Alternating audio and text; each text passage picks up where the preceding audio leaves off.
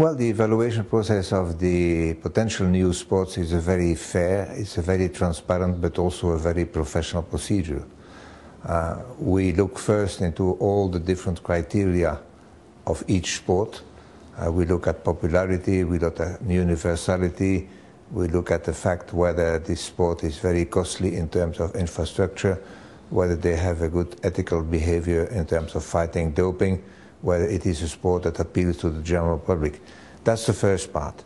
Secondly, we send experts and observers to the world championships and major events. We also hear and look what other people in the field of sports are telling us about the sport. And then the sport can make a presentation to the IOC Executive Board, questions and answers, and then ultimately the Executive Board will make a proposal to the IOC session, the General Assembly.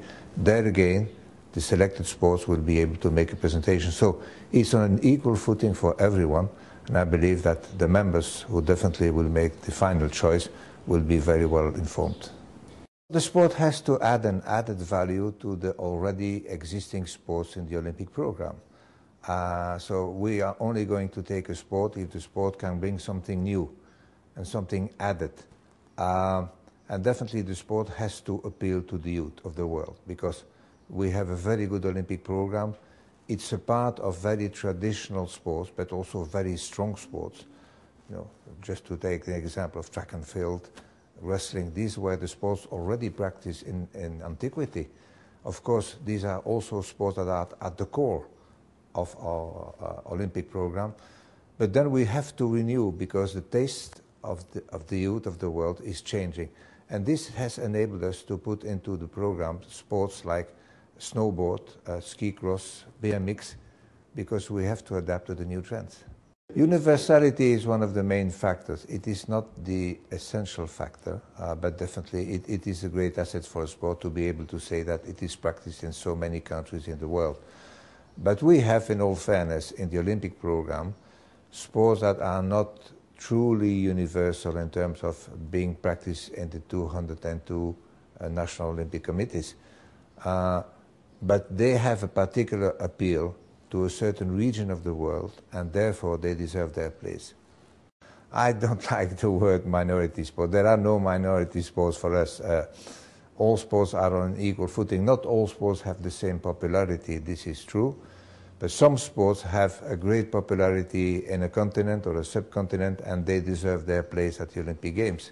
Not all sports have, of course, the universality of the most known one. Participating in the Olympic program gives, of course, a great visibility to the sport. It is a great way to develop the sport. That is also the reason why so many sports are applying to get into the program. It's a very good thing for the sports. Basically, they will have more appeal, they will have more visibility. This will lead to more universality, to an increased number of young athletes participating. And also there is a very important aspect, that is that in many countries, definitely in the developing countries, state subsidies for sports organizations are only given to those who participate in the Olympic Games. So getting an Olympic status for these sports would open up the door for state funding of sport in many, many countries. It would be wrong to believe that there are two tiers in the Olympic program with, let's say, you know, the traditional sports and the new, maybe a little bit trendy sports. That's not a fact. Young people nowadays are attracted by a mix of different sports. They love to see soccer, they love to see track and field, they love to see other sports, but also they love to see the sport that have emerged in the last 10 to 15 years, like snowboard, ski cross, BMX. We have to reflect that. The team sports are absolutely not at a disadvantage.